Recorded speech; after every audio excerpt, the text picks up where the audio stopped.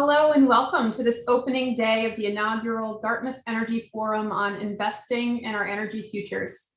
Alongside the dedicated teams at the Arthur L. Irving Institute for Energy and Society and the Turk Revers Center for Energy, we are proud to co-sponsor this momentous event. My name is April Salas, Executive Director of the Revers Center for Energy at the Turk School of Business. I am particularly honored to moderate this opening and broad-ranging conversation that sets the stage for the forum's focus on the opportunities and challenges facing humankind.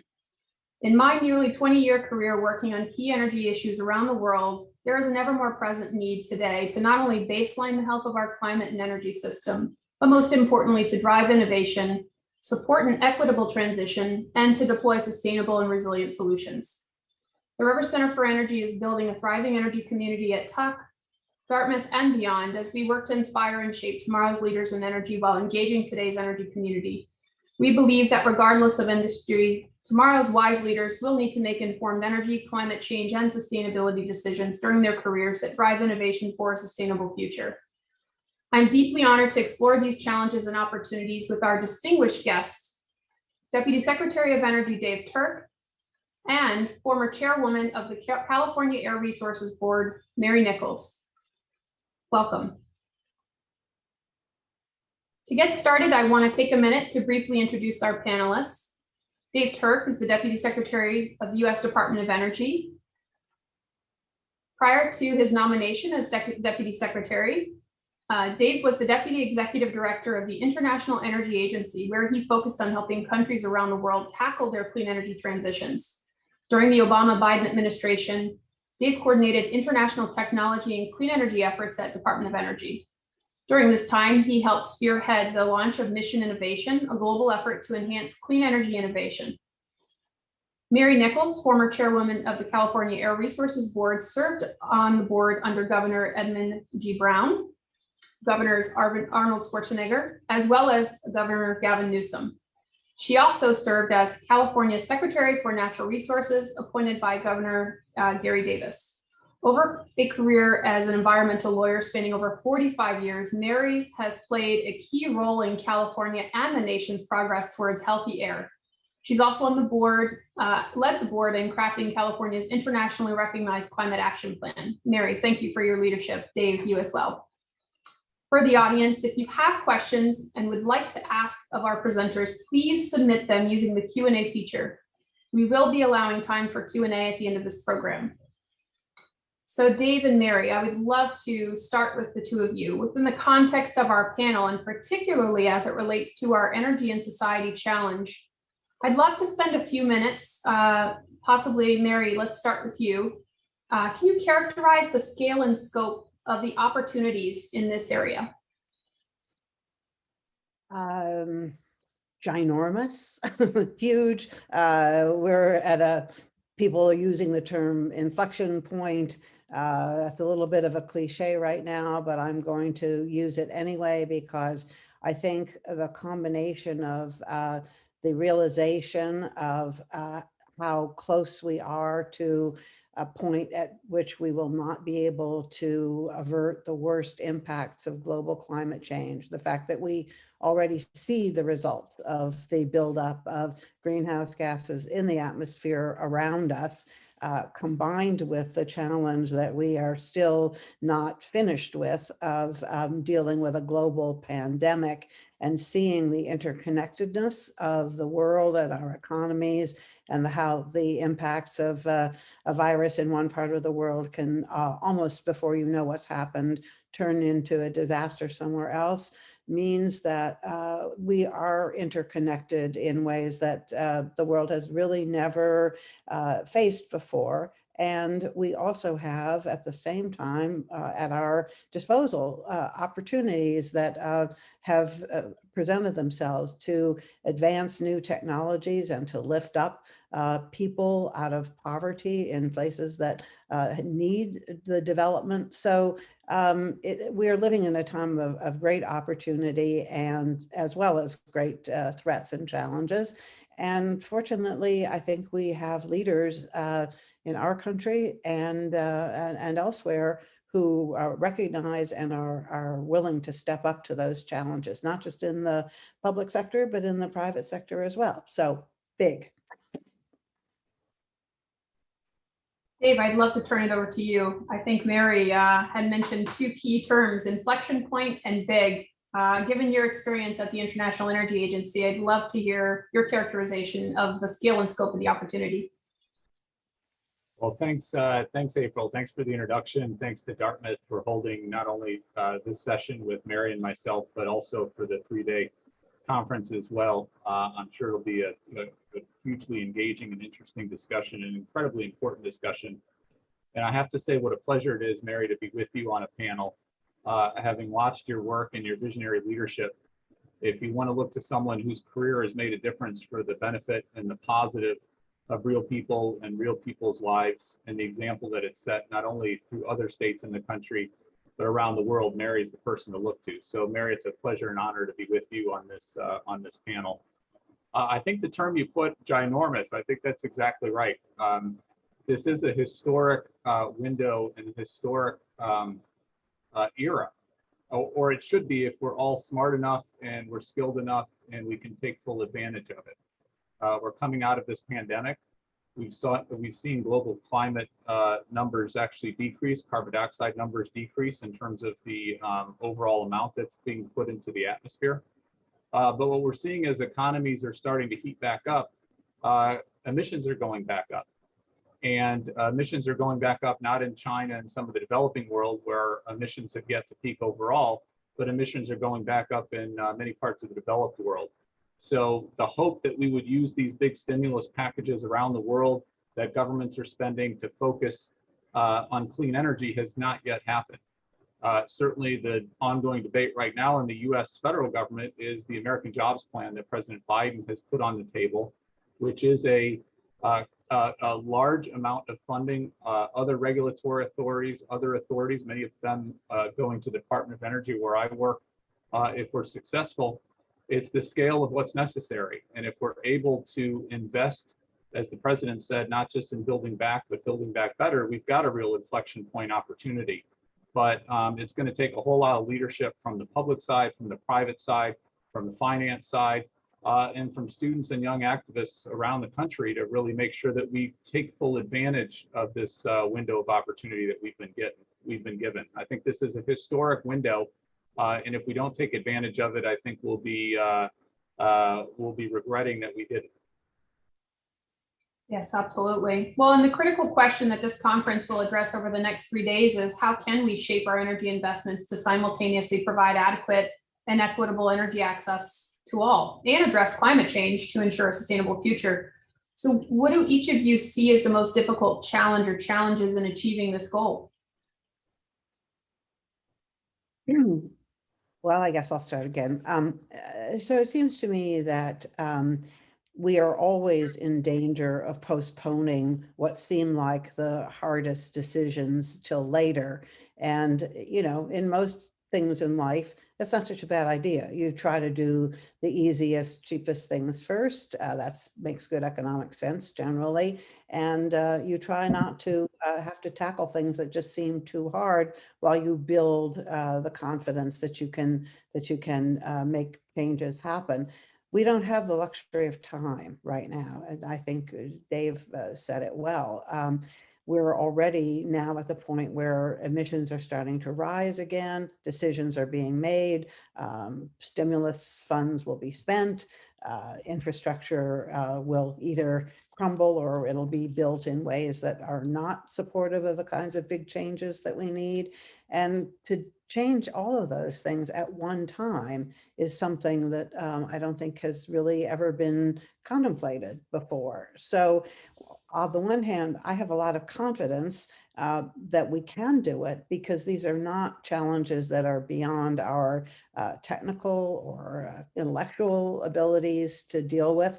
On the other hand, for all of us who live in societies that depend on consensus and on democracy, it's tough.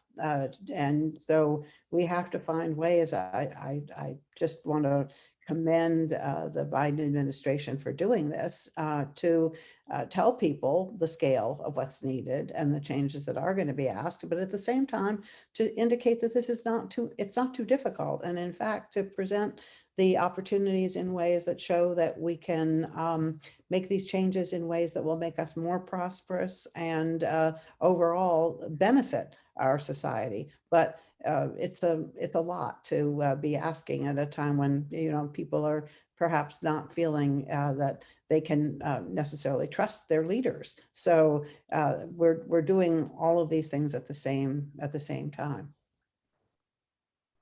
So just to add what Mary said, and completely agree with everything she said, I think the challenge of trying to do all these things at the same time is the opportunity of being successful to do all these things at the same time.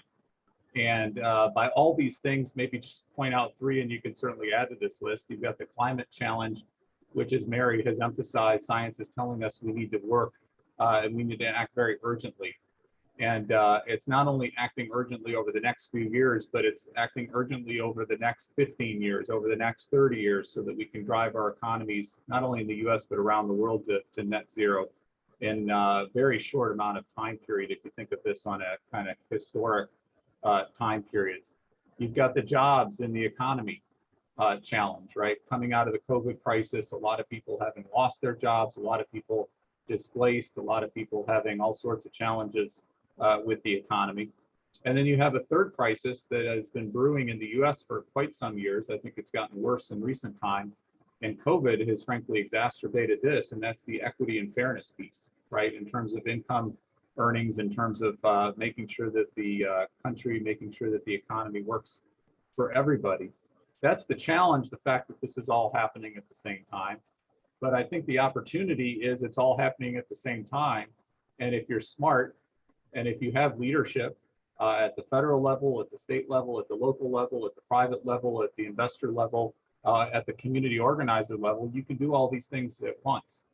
And that's certainly what this administration is trying to do with the Build Back Better program, with the American Jobs Plan, and the other plans that the president has outlined, is you can have historic investments taking on some of the key challenging areas on climate.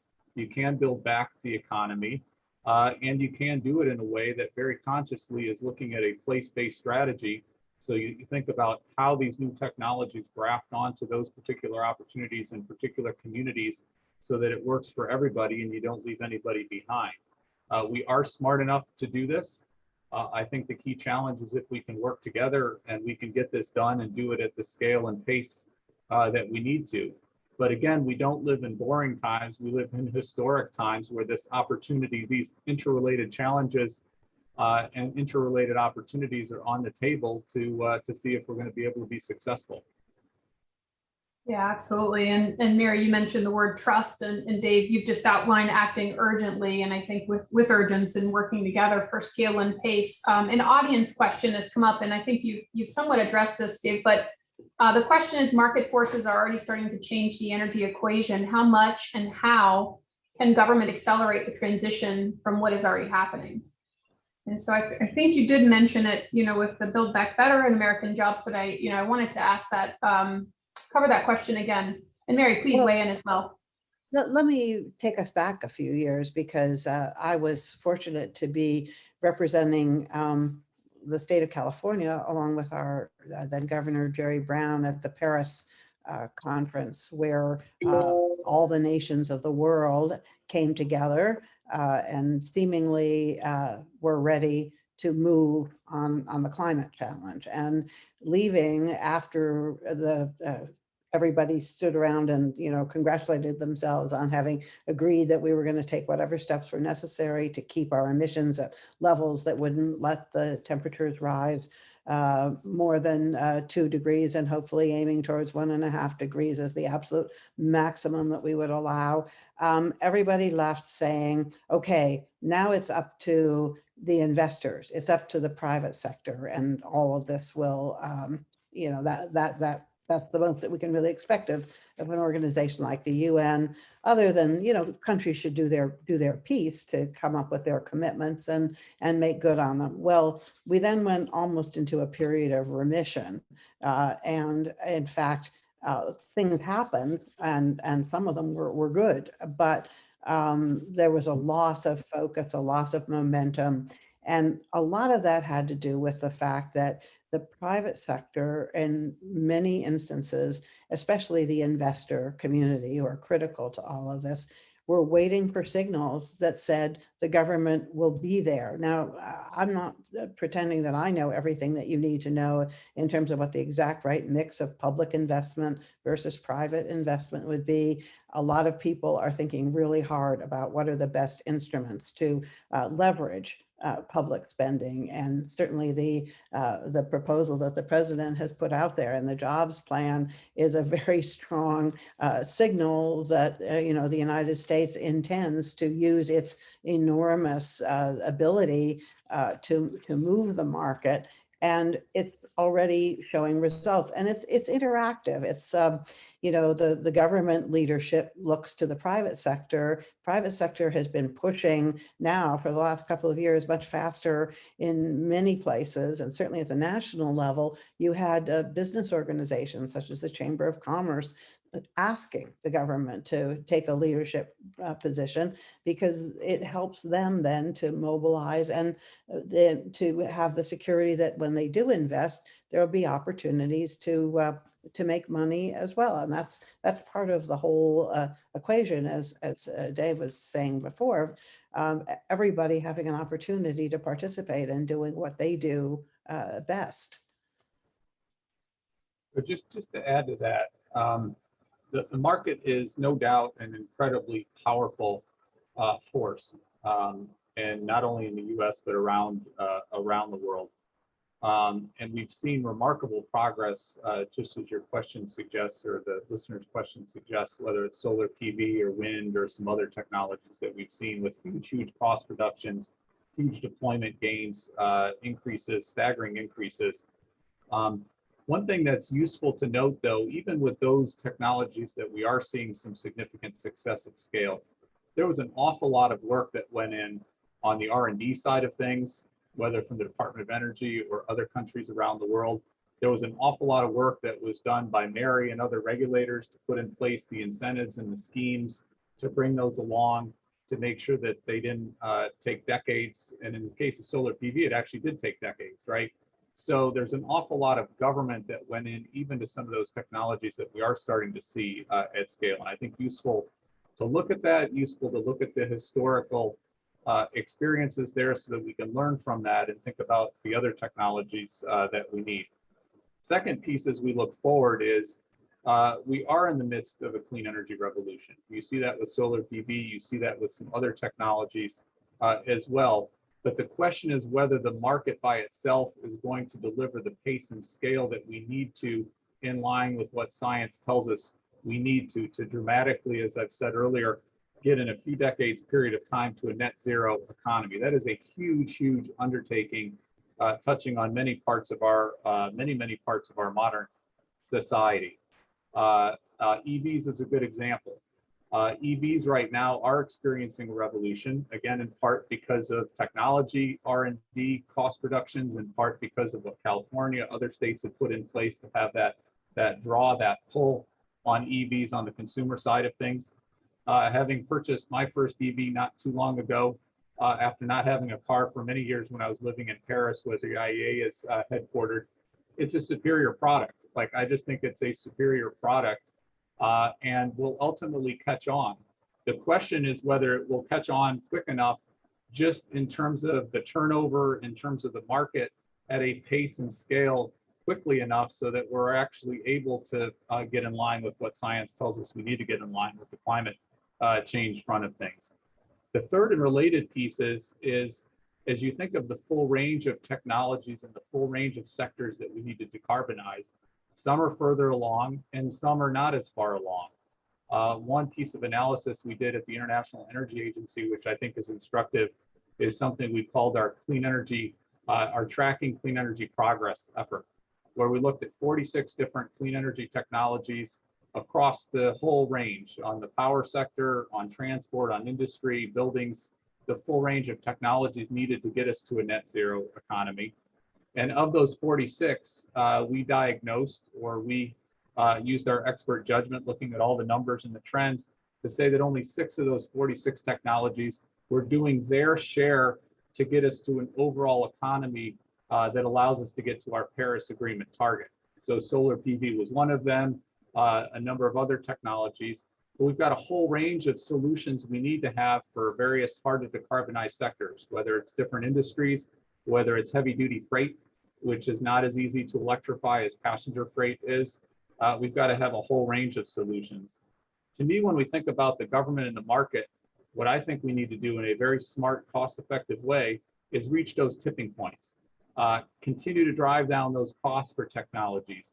Use policy levers in a very skillful, thoughtful way so that we get to those tipping points and we get to those dramatic changes at pace and scale that the market can deliver, assuming the other framework conditions are there, including the long-term signals that are so important to have from governments around the world.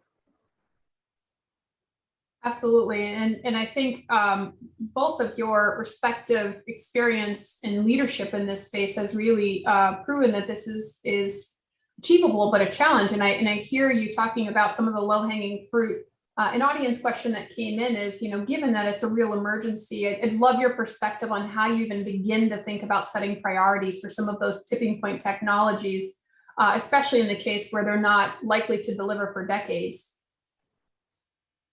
I'm going to take that one on now because I've been working on clean air and more recently on climate issues for many years now, going back into the 70s in California when we first started to seriously tackle air pollution, smog, urban smog of a kind which now we only see in other parts of the world, doesn't exist anymore anywhere in the United States. But if you go to Asia in particular and some other cities, even in Latin America and Africa, you will see levels of the kind of visible and smellable, if that's a word, pollution that we once had here. And I remember back then, we were always being told, the things you're asking for are going to take a long time, and all the low-hanging fruit has already been picked.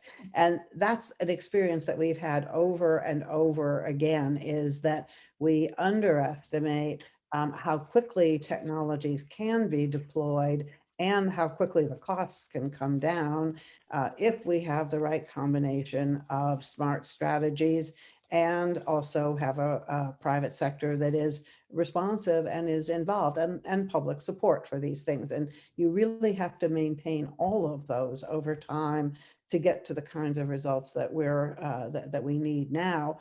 But we've already demonstrated that that's not impossible. So I think on the one hand, we've maybe been too afraid in the past of the mantra about how you shouldn't pick winners and losers. I think it is possible to pick winners when you can see that they're there and they're going to win. You should be backing them as much as possible.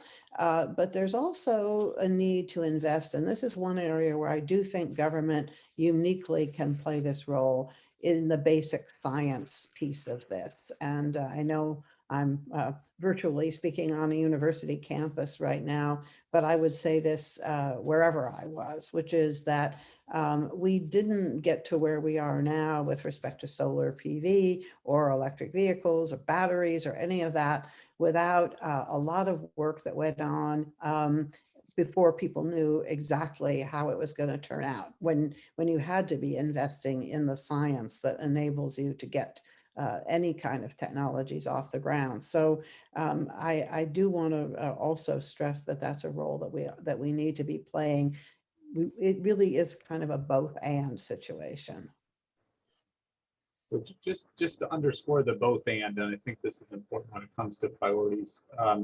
There's no way, in my estimation, having looked at all the experts and the analysis, that we get to net zero in the relatively short very short amount of time that we need to, unless you're fully prioritizing your various deployment levers, as Mary says, in a very thoughtful, strategic, coordinated way. And at the same time, focusing on that research and development, that innovation, especially for those hard to decarbonize sectors. I think Mary put it incredibly well earlier. Just because something's hard doesn't mean you don't need to focus on it right now. If you don't focus on the R&D right now to get to net zero solutions for some of your tougher to decarbonize sectors, you're just not going to have that at the time scale that you need to in order to be successful. So completely agree, we need to walk and chew gum at the same time. We need to have this kind of comprehensive approach, thoughtful approach, targeted approach. Again, thinking of the jobs and economy, thinking of the equity and fairness, making sure that these are solutions and approaches that work not just for one coast or two coasts of the country, but for all of the country. And if you can't figure that out, I don't think we'll have the sustained political support to do what we need to do at the pace and scale that we need to. The other prioritization that I'd say, and especially with many students on this webinar, is what everyone's prioritizing in terms of your own career, right? I think that's one of the decisions, probably the most consequential decision any of us can make in terms of what do we want to focus our careers on. And nothing happens, whether it's in the government or the private sector, investors, without people doing things, right? And it's who those people are, it's what their core values are, it's what their commitments are. So I think as we think of priorities, we should all question ourselves, are we doing what we can to feel good about the chances for success going forward? And especially for those who are starting out their careers, I can't think of a more fulfilling kind of and historic opportunity to get involved in some part of the climate equation, whether it's on the government side, the entrepreneur side, the investor side. Again, thinking of Mary's outstanding career, like if you could have a career like that and you could point to lives being saved by air pollution reductions, climate change schemes being put into place, I have a feeling you're going to 30, 40, 50 years from now, as you look back at your career, you're going to be much more pleased about what you did than maybe just earning a big paycheck or some of those other kinds of things as well. So hopefully everyone thinks of their own personal prioritization in terms of their career. That's a very urgent and necessary call to action, Deputy Secretary. Thank you for that. It also reminds me of the excitement that mission innovation sort of ignited, I think, for all of the actors and entities coming together to put the urgency behind these activities. So thank you for both framing. I wanted to get a little bit specific before we sort of came back up to the meta level, and we had a few questions coming in the chat about decarbonization and more generally, but specific technologies such as nuclear or renewable natural gas. And I would love your thoughts on where you feel like these types of resources fit within the mix, either today or into the future. You know, I'm definitely not of the view that we should throw away anything that we already have. I think as one of the lessons you tend to learn in life is that whenever you write something off, you find that you needed it later on. So I wouldn't say that we should, tear out the natural gas pipelines that we have, because natural gas is not as beneficial as a fuel in many instances as it could be, and as we develop more decarbonized fuels. But that doesn't mean we wouldn't be able to use the pipelines, and it doesn't, for carrying, for example, hydrogen and renewable natural gas. Where that will be used, at the moment looks less likely to be the major choice for new homes or new buildings, heating and cooling systems, where you can have a net zero situation. But maybe it is the way to do some types of heavy transport that we don't have a battery solution for. So I think we have to keep sort of looking at all the pots, even those that may not be on the front burner at any point in time. We're already seeing how in our willingness and desire to replace the existing nuclear plants that we have used in California for many years, that we're suddenly realizing that at least for the transition period, it may not be such a good move to completely allow them to disappear while we're waiting for other better forms of technology to come along. So I think this is we use the word transition a lot, but it is, transitions by their nature are a little bit messy. And, we're talking about 15 years at least, and more certainly in terms of our having to deal with the problems of global warming, but just in terms of clarification of what is going to be the way forward on some of these big infrastructure investments, where we're going to have to be able to use everything we have that's beneficial, and not be going down paths that we know take us in the wrong direction. So maybe that may be a little bit less than a perfect answer, but I feel like that's how those of us in positions where we're responsible for turning or keeping lights on, which I was until last December. And I wasn't the primary person with that responsibility, but one of the things we learned in California when we faced a serious energy crisis that led to a governor's recall and other bad things, is that it's everybody's responsibility. So that's, I think, the best I can say. I think just as Mary was saying, to think about the right way to answer this question and think about this more generally, you've got to really internalize that we've got 29 years to get to a net zero carbon economy in the US. And 29 years may seem like a lot of years, especially for those who are a little bit younger, but 29 years is not that many years to fundamentally transform our energy economy, agriculture, and get to a net zero period of time. So I think what Mary said is absolutely right. You don't want to take tools off your tool belt if you have such a scale and pace challenge in front of you. Now, it doesn't mean that every technology is going to be equally successful or equally impactful. Some may be huge winners, some may be partial winners, and some may end up that you never can get the price points or they just don't work out. But if you want to be successful in that time period with the scale of what we've got in front of us, you just don't want to start taking tools off the tool belt. You also need to think that there's going to be a range of different solutions for different areas as well, right? Not just the fact that solar resources better in some parts of the country and better in the world, while wind may be better in other places, et cetera. If you want a diverse range of solutions, helping to balance the grid, helping to keep the lights on, it'd be great if we had more wave energy, tidal energy, using our hydropower in smarter ways with pump hydro storage, geothermal solutions, a full range of solutions, diverse solutions can allow solutions for different parts of the country and different parts of the world as well. And I think we also need to be thinking and being very thoughtful about how we do this in the real world, right? It's not just the abstract, but how this gets deployed in the real world. So a particular example, Mary mentioned on hydrogen. How do we think about hydrogen deployment at scale in our country? Ultimately with electrolysis, that is taking renewables and producing hydrogen from renewables.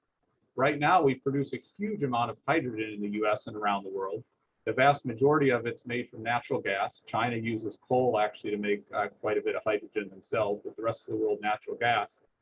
There are ways you can juice and prime the hydrogen economy using hydrogen that's produced from natural gas, but you use CCUS to store the carbon that's made in the process.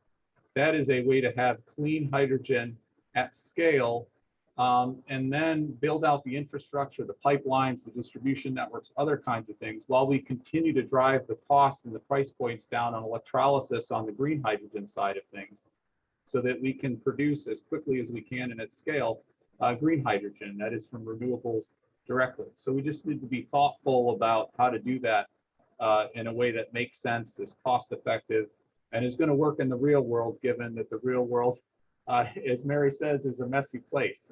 This is not some textbook exercise. This is a roll up your sleeves and make things happen. kind of thing. Absolutely. And there's a number of questions coming in the chat, but I think it sort of plays off some of these technology choices. And as I think about things like net metering rules, we were looking at distributed solar, or David, you were mentioning your electric vehicle. There's been a lot of evolution around how high consumer confidence is in the infrastructure to charge vehicles, at range anxiety. We're seeing a lot more home charging. You know, how do we think also about different sort of grid edge and storage technologies, as you've mentioned? And so really getting to the heart of my question is around this all of the above approach, maybe that's slightly different than the previous 100 years that we've developed our energy infrastructure more broadly. How do we think about engaging, you know, the 300+ million Americans in this transition in a way where they're incentivized from a policy perspective or a financial incentive, or how do we ensure there's equitable access in this transition, and actually leveraging almost a crowdsourced approach to the deployment of these clean energy solutions to transform our energy system into one that's decarbonized, but one that's also more inclusive and connected to, you know, potentially each and every home across the country? That's well, you sort of described, you described the question very well. I think maybe to break it down a little bit, Dave used the term place-based solutions earlier, and I think it's important to go back and sort of take a look at that, because while our country and most of the rest of the world are rapidly urbanizing still, and continuing to have more and more people earning their livings in ways that don't involve using land and natural resources, we are highly dependent on those things. Our food system and the minerals that we are going to be needing and already are needing to produce the technologies rely on fields and farms and forests and mines and places where we've done a lot to lose the ability to store carbon that is now critical to keep where it is and not let it escape. So while we're focusing on, you know, which source is going to be generating the electricity that I use to recharge my electric car, and how often I'm going to need to recharge it, and where I'm going to be able to charge, and those are all absolutely important questions. We can't ignore the other piece of this equation, which is that if we can't solve for the natural resources side of this equation, we won't make it successfully to the point where we are able to stave off the worst effects of climate change.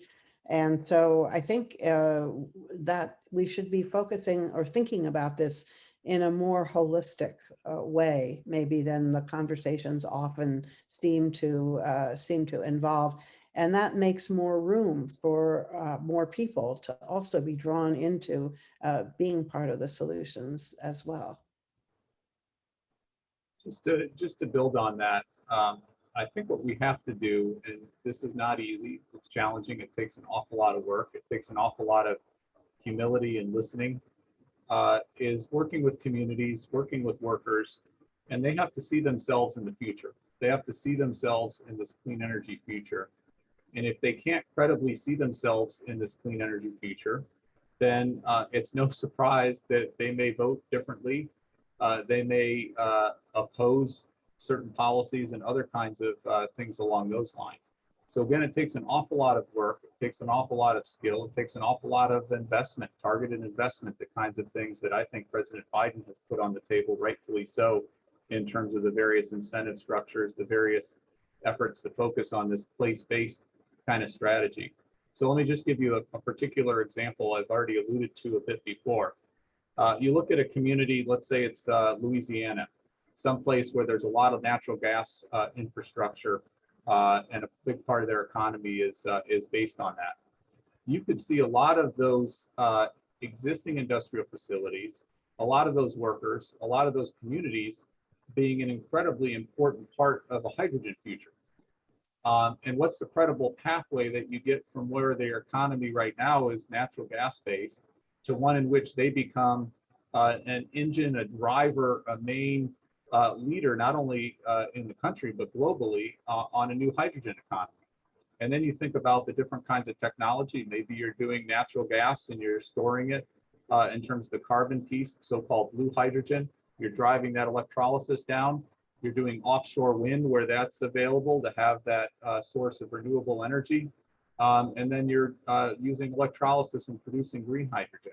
So I think there's going to need to be a lot of credible, detailed, tailored strategies for different communities, different workers around the country. And I just don't think if we don't do the hard work, the community engagement, the listening to people, listening to communities, listening to their concerns, and addressing it in a thoughtful, coherent way, I just don't think we're going to have that kind of broad-based political support that we need to in order to drive the scale and pace that we need to going forward. It's not easy. It's going to require an awful lot of work. It's going to require political leadership from both sides of the aisle to step up and really be part of the solution and be part of the future. But that's what I think we need to do.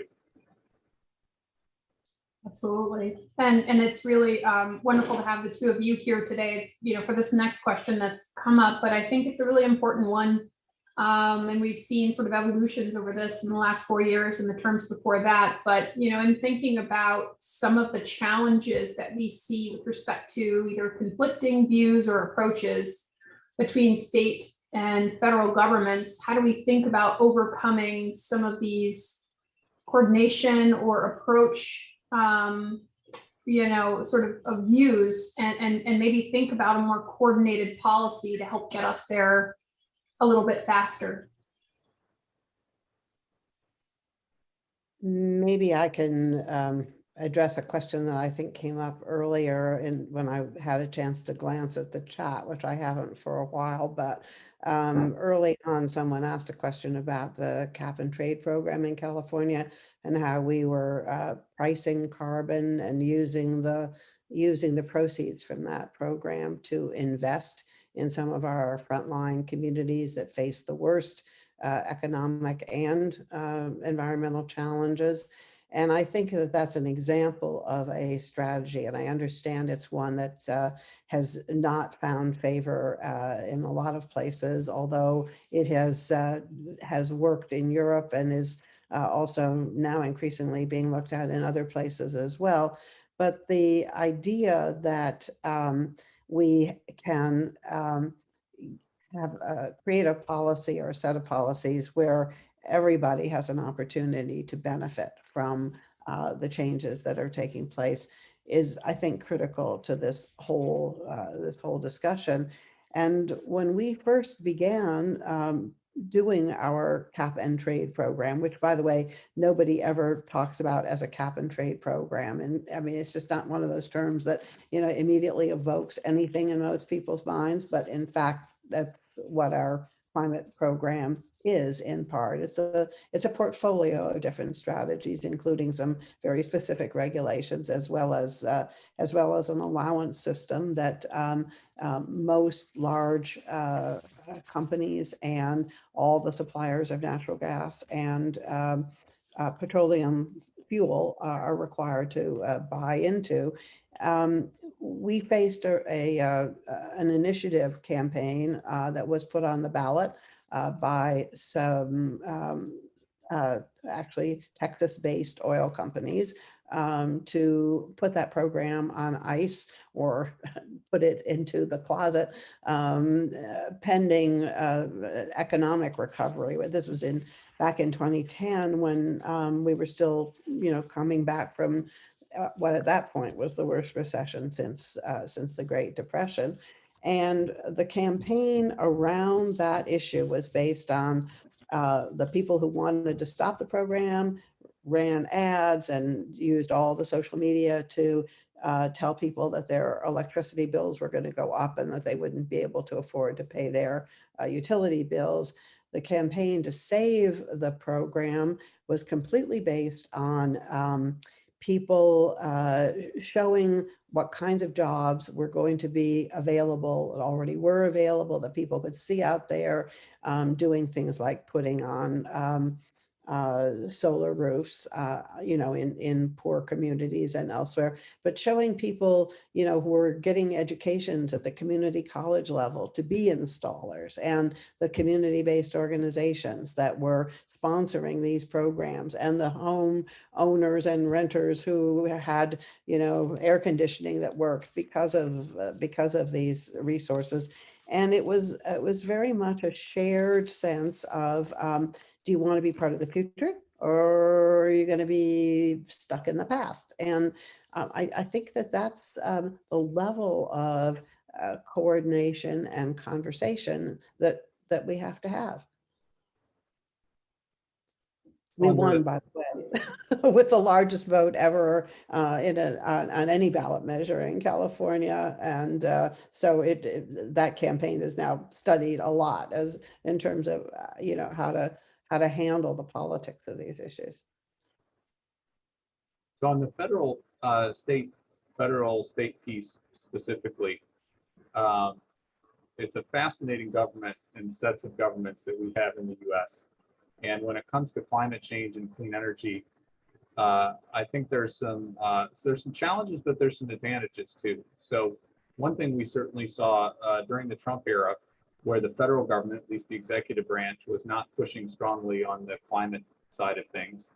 You still had a number of states, California, of course, but many other states and local communities too, really leading the charge and really ensuring that we had momentum, that cost reductions were happening, that regulatory schemes, well thought through, as Mary said, regulatory schemes that had political support were enacted. And that paid huge dividends. Just think about where we would be if that didn't take place right now. It also opens up the opportunity when you have a federal government, like I think we do now with the Biden administration, trying to push in a very progressive, very forward-leaning, very ambitious, well thought through kind of way, working with our states, our laboratories of experiment. Not all states, different states are differently situated, and of course different prioritization, et cetera. But when the federal government and state governments are working in the same direction, I think you get some incredibly powerful benefits. Again, if you're thoughtful, strategic, coordinated in how you do that. One of the proposals in the American Jobs Plan that President Biden has proposed and is sitting in Congress, and Congress is working it through right now, is something that my Secretary Granholm, is very enthusiastic about. And that's and I am too, a race to the top challenge grants for states, which has federal funding going to states, especially states who have made the decision to really push forward in the clean energy front. And the federal government can come in with funding, with technical support from our 17 national laboratories, from other work that we can do. And you get a really nice, I know synergy is an overly utilized word, I don't know, whatever the right word is these days to say, but you get a really nice impact, I think, if you get that federal state dynamic. So hopefully that's what we'll be seeing. I think we're already starting to see that. Hopefully we'll see that even more over the coming few years. And I think that can be incredibly powerful. Well, and we do know that by 2030 and 2050, there are countries, corporations, local governments that are setting these policies to reach really ambitious clean energy or decarbonization portfolios, trying to align with global agreements. I know it was a priority for the Biden administration to rejoin the Paris Climate Accords. What do you think we can anticipate in the coming years with respect to the US's position on the international stage?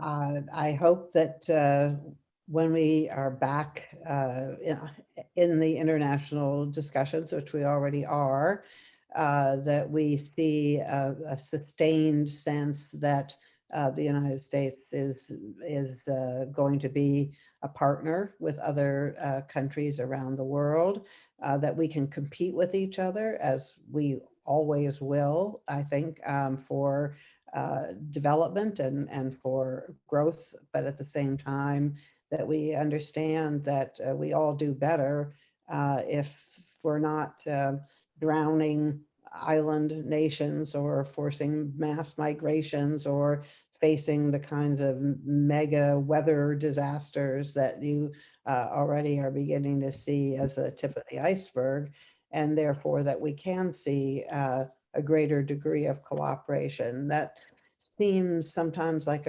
something almost impossible, or it has seemed at times in the past. But I think with a greater awareness of the interdependence that we have, that we will also see that the benefits that the United States brings to these discussions because of our size and the obligation that we have, I think, acknowledged as the principal contributors in the past to the current levels of greenhouse gases in the atmosphere, that we can take a rightful leadership role, which at the same time acknowledges the need to have everybody at the table.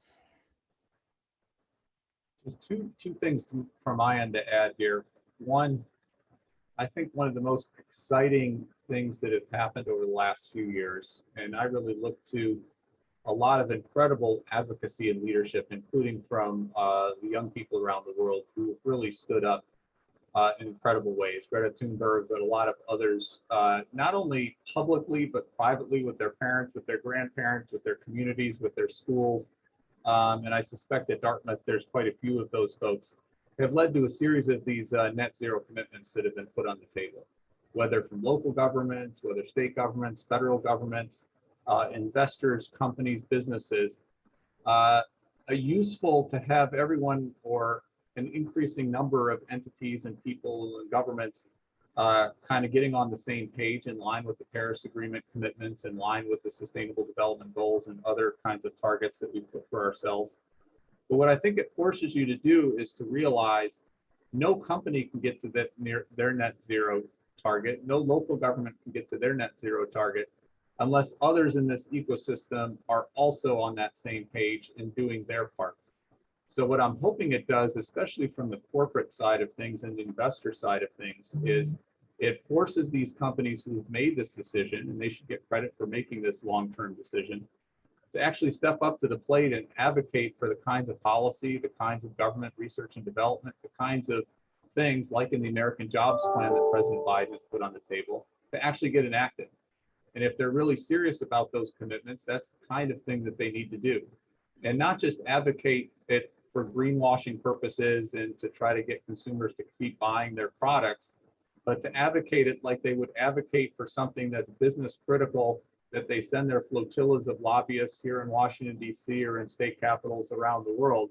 And I don't think we've really seen that. There are some exceptions to that. There are some companies who are really doing that, but I'm hoping that more companies do that. And again, one of the key pressure points on that are frankly the people who work at those companies. You see this dynamic happening in Amazon, you see this dynamic happening elsewhere. Again, going to the earlier point about people and their prioritization and how they can impact their own businesses, their own communities, et cetera. On the international stage, and this is an area I've worked for many years on the international climate change front on behalf of the US government, and then recently in the International Energy Agency. I think one of the things that's absolutely critical, and what we're trying to do in the US, is to walk the talk. You don't have any credit internationally unless you get your own house in order. And no matter what you try to tell others to do, if you're not actually doing it and you're not finding a successful way to do it in an enduring way, you're just not going to have that credibility. I'm convinced, having worked in the US government and then working in a multilateral organization, that the US is the leader who can help get this done. The US is an indispensable country on the international stage, is the leading democracy, big economy, the innovator of the world. And I think the rest of the world, sometimes they grumble from time to time or whatnot, but they need and want to see that US leadership and stepping up. And hopefully that's what we saw at the climate summit. I think we did see it at the climate summit that President Biden, Secretary Kerry, and others in the administration and around the world participated in as well. But it's going to need to be day in and day out to keep pushing that domestically, to keep looking at the schemes and systems internationally, and to hold each other accountable. Case in point, China deserves a lot of credit for putting a net zero target on the table that President Xi put on the table. but they should deserve some scrutiny about their near-term plans, including their 14th five-year plan that was announced recently, which most experts, when you look at it, say that that's just not aggressive enough, and China can be doing better in a number of different areas, and we need to hold each other accountable in that kind of way. I'd just like to quickly add, because you said the magic word, which is accountable. When you have the international framework in place and you have companies adopting net zero targets and private sector entities as well, we have to be willing, in order to make any progress at all, to be talking the same language.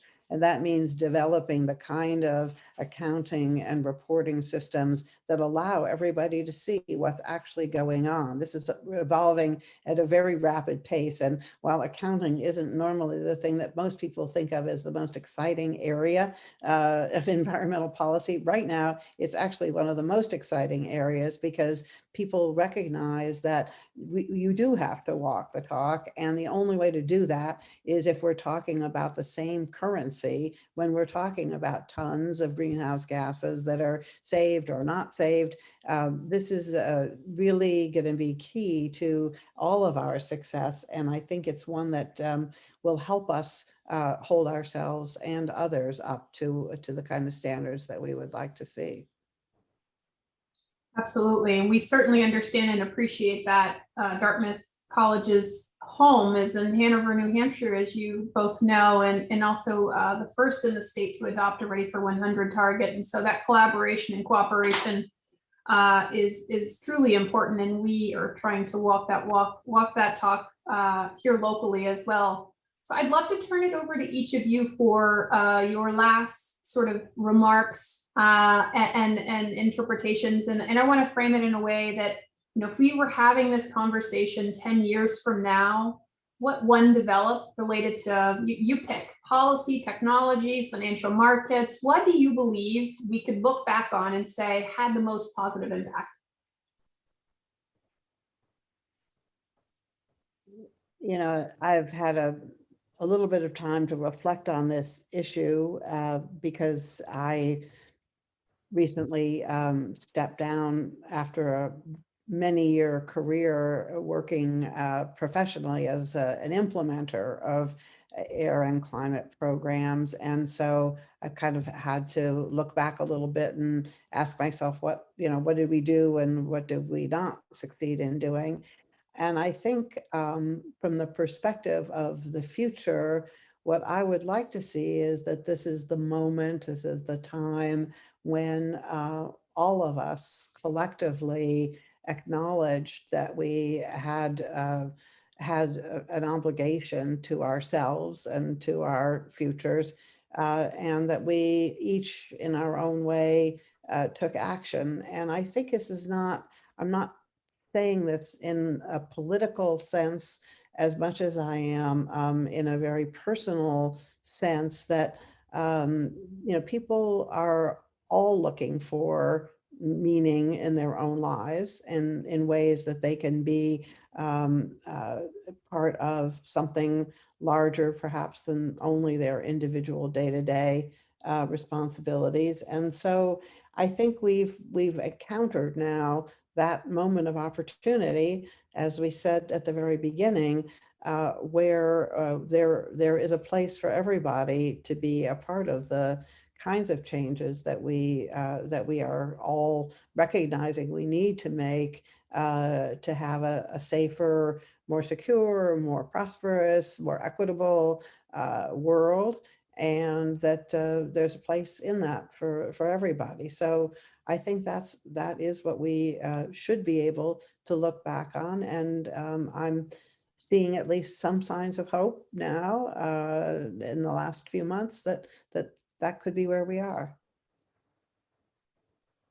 Let me just build on Mary's incredibly eloquent words, and just to make the point, which should be self-obvious, but maybe sometimes it doesn't feel that way, given that the world's a big place, it's complicated, there's all sorts of institutions and other things. Humans still run the world. We don't have some artificial intelligence or something else running the world for us. An accumulation of decisions made by consumers, decisions made by policymakers around the world, decisions made by CEOs around the world, entrepreneurs around the world, scientists, engineers, et cetera, will determine if we're successful or not. It doesn't mean it's going to be easy. It doesn't mean it's going to just be a straightforward silver bullet kind of exercise. I don't think it is going to be. I think it's going to require an awful lot of work in an awful lot of ways. And I would just leave especially the students who are among us, thinking about your careers, thinking about what you want to get into. I can't think of a more interesting time to be coming into the workforce if you care about the environment, if you care about climate change, if you care about your fellow citizens, you care about equity, you care about fairness, you care about all those kinds of things. And there's a lot of pathways to be helpful on this, whether you're an engineer or you want to be a scientist or a policymaker or a diplomat or an entrepreneur, a community organizer. There's an awful lot. You can view the world as challenging and the emissions are going up again, and you can get depressed about it.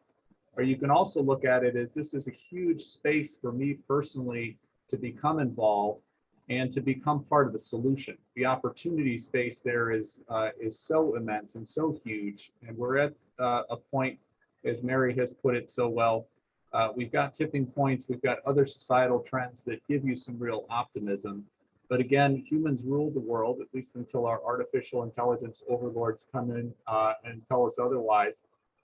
And so do something with your career that you feel positive about, you feel proud about, and figure out what your part of the solution can be. And I guarantee you will not regret that decision if you go down that path. It's a fascinating area.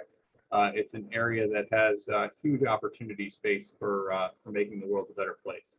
So thanks again for certainly having me, and good luck with the next 3 days of discussion.